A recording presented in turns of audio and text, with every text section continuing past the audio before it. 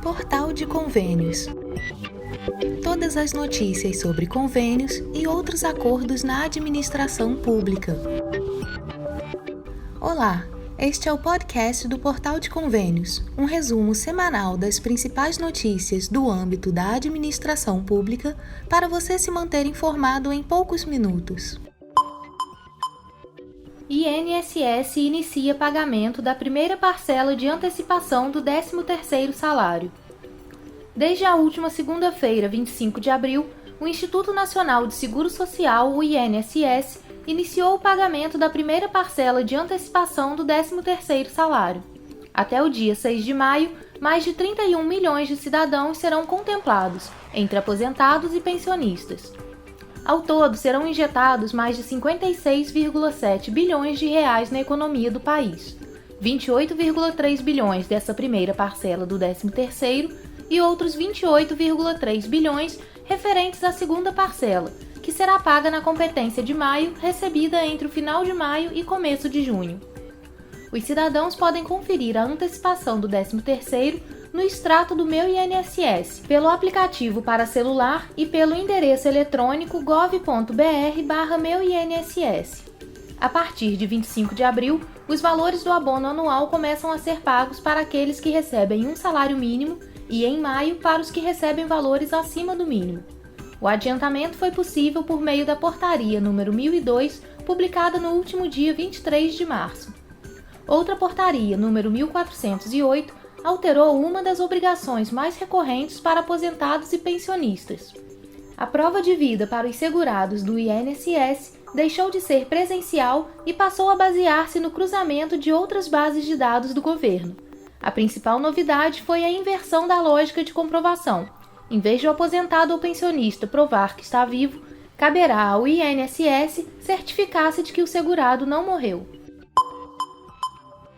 Emendas especiais já estão disponíveis para aceite na plataforma Mais Brasil. O Departamento de Transferências da União disponibilizou na segunda-feira, 25 de abril, as emendas especiais para aceite na plataforma Mais Brasil. O início do prazo ocorre um dia antes do previsto no cronograma para a execução das emendas individuais RP6 na modalidade Transferências Especiais, publicado no comunicado número 14 de 2022. O prazo termina em 20 de maio e se aplica a todas as emendas individuais na modalidade de Transferências Especiais Exercício 2022 executadas na plataforma Mais Brasil. No aceite também é necessário informar, além dos dados bancários, um e-mail do Legislativo local que será notificado do recebimento dos recursos conforme determina a lei. Em atenção ao disposto no parágrafo 11 do artigo 166 da Constituição Federal e considerando o caráter obrigatório de execução das emendas individuais, o regime de execução tem como finalidade garantir a efetiva entrega à sociedade dos bens e serviços decorrentes de emendas individuais, independentemente de autoria. Os gestores municipais e estaduais que receberam recursos de emendas parlamentares especiais devem ficar atentos para realizar indicação da agência bancária na plataforma Mais Brasil no módulo Transferências Especiais. Chamadas de RP6, essas emendas são diferentes, pois não necessitam de um cadastro de proposta de plano de trabalho e também não possuem um objeto previamente definido, como é feito nos convênios e contratos de repasse firmados com a União.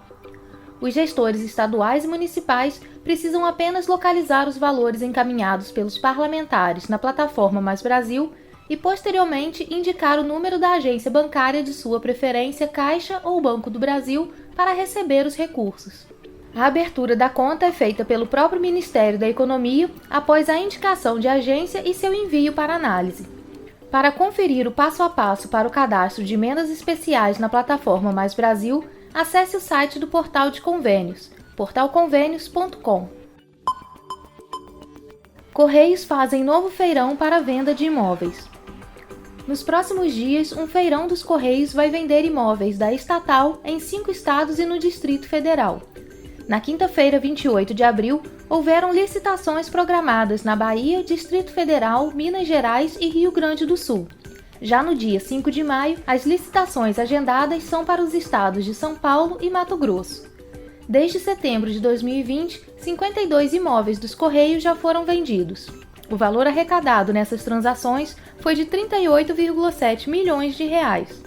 Interessados nas oportunidades podem consultar as imagens panorâmicas de alguns dos imóveis à venda disponíveis no canal dos Correios no YouTube. Já no site do feirão, é possível fazer buscas por tipo, localidade e finalidade dos imóveis, bem como obter outras informações sobre a descrição, documentação e a região em que se localizam. Os interessados poderão visualizar as fotos e vídeos dos prédios, terrenos, lojas, apartamentos, imóveis comerciais e sobrelojas, além de agendar visitas presenciais. Os editais contendo o preço de venda e outros detalhes de cada certame também estão disponíveis na página dos Correios. As vendas dos imóveis dos Correios ocorrem em formatos eletrônico e presencial. Para participar no formato eletrônico, é necessário que os interessados se cadastrem na plataforma Licitações-E do Banco do Brasil.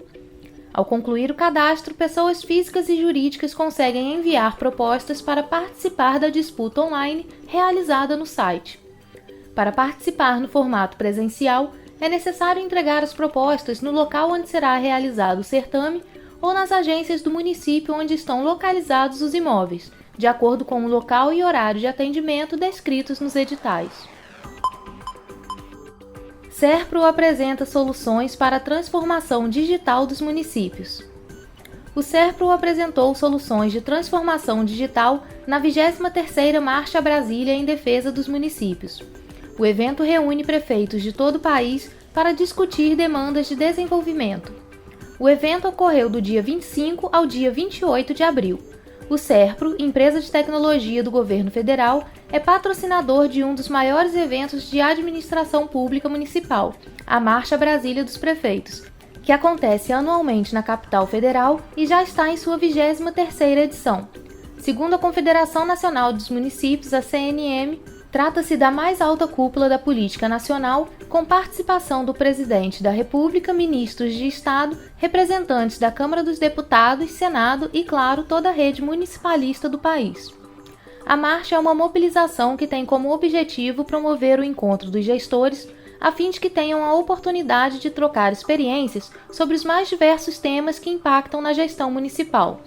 O Serpro, nesta edição, priorizou a oferta de 3 soluções feitas sob medida para a municipalidade: o GovShield, Multicloud e plataforma LGPD. O GovShield é uma plataforma robusta de segurança em nuvem, de fácil implementação e gerenciamento, com funcionalidades como firewall e proteção DDoS, que analisam todo o tráfego com o mínimo esforço, sem sobrecarga na infraestrutura. O Serpro Multicloud é uma solução que facilita a jornada de migração de dados de servidores físicos para ambiente de nuvem e está disponível para todos os órgãos públicos que desejam migrar ou construir soluções numa infraestrutura otimizada de cloud. Já a plataforma LGPD é formada por um conjunto de produtos e serviços pensados para atender aos princípios da lei, facilitando a vida de empresas e organizações do governo e da sociedade que precisem estar adequadas com segurança, respeito e privacidade para a vigência da LGPD. Bolsonaro, Lira e Pacheco prometem melhorias a prefeitos. A cerimônia de abertura da 23ª edição da Marcha Brasília em Defesa dos Municípios foi marcada pelo reconhecimento da importância das cidades para o desenvolvimento do Brasil pelas principais autoridades políticas do país. O presidente da República, Jair Bolsonaro, o presidente da Câmara dos Deputados, Arthur Lira, e o presidente do Senado, Rodrigo Pacheco, fizeram discursos com promessas de ações que podem facilitar o trabalho dos prefeitos. Diante de mais de 3.000 prefeitos e vereadores presentes, Lira prometeu que iria discutir com líderes partidários a possibilidade de votar entre os dias 27 e 28 de abril a PEC 122 de 2015. A proposta tem apoio da Confederação Nacional dos Municípios, a CNM, e proíbe que a União crie serviços para que prefeitos executem sem enviar recursos. Eu farei um apelo hoje no almoço de líderes para que nós aprovemos essa matéria para entregar durante a Marcha dos Prefeitos em Brasília. Rodrigo Pacheco também chamou atenção ao trabalho do Senado em prol dos municípios. Pacheco garantiu que na quarta-feira, 27 de abril, iria promulgar a PEC 13 de 2021, já aprovada pelo Congresso Nacional. A proposta de emenda à Constituição estende para o fim de 2023 o prazo para que estados e municípios cumpram a aplicação do mínimo constitucional de 25% das receitas relativas aos anos de 2020 e 2021 na área de educação. Antes da PEC, o prazo seria este ano. Uma medida excepcional para um momento excepcional, portanto, uma medida justa, aprovada como expressão da vontade popular. Já o presidente Jair Bolsonaro anunciou a segunda etapa da cessão onerosa, que dá direito às empresas de explorar um ativo natural pertencente ao governo mediante acordo de remuneração.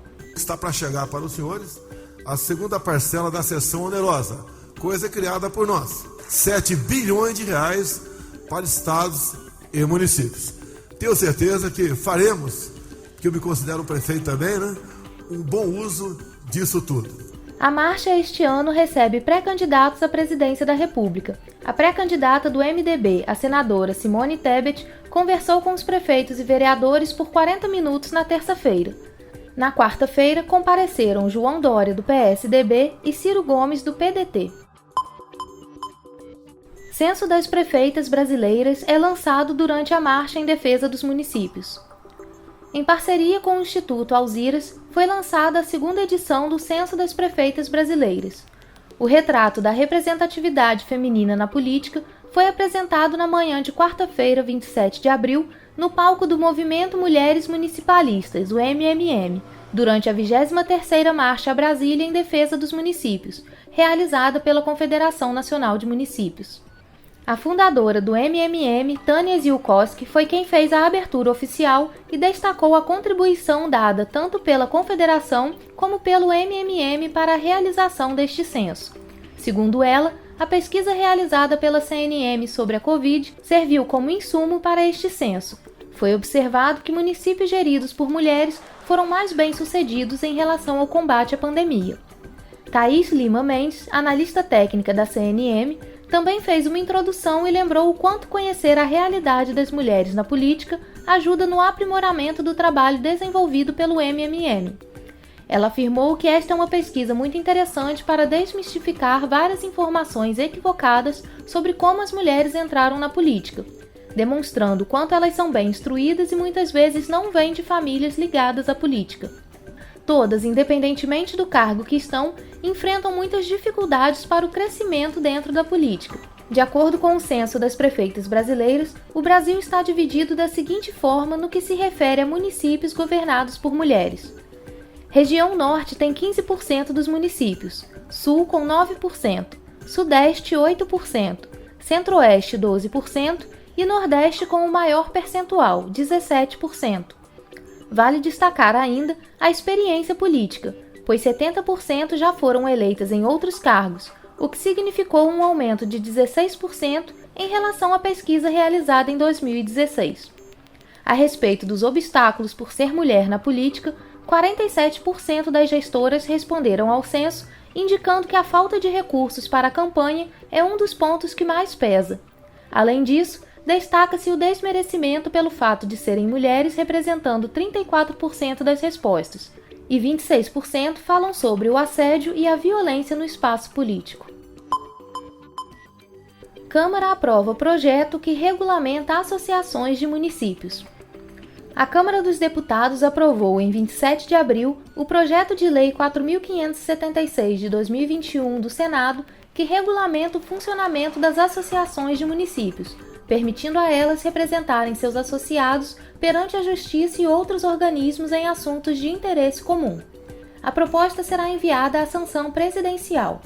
Atualmente, essas associações já existem, como a Confederação Nacional de Municípios, mas por falta de previsão legal, elas têm dificuldades de representar seus municípios confederados em diversas instâncias.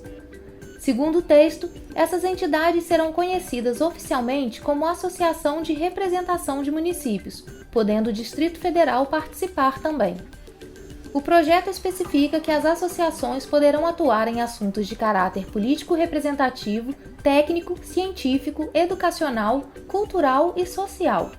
Elas deverão se organizar para fins não econômicos, não poderão gerenciar serviços públicos, objeto de consórcios públicos, ou realizar atuação político-partidária e religiosa, ou mesmo pagar qualquer remuneração aos seus dirigentes, exceto verbas de natureza indenizatória como diárias.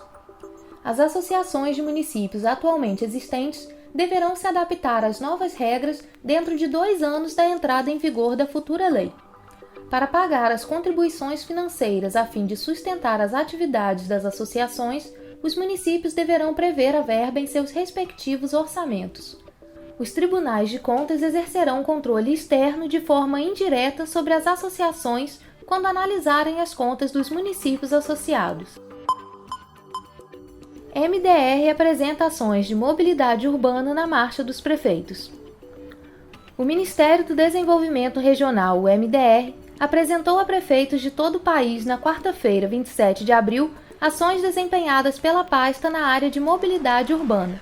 A palestra ocorreu no 3º dia da Marcha Brasília em Defesa dos Municípios e teve como tema Mobilidade e Trânsito, Desafios do Transporte Público nos Municípios.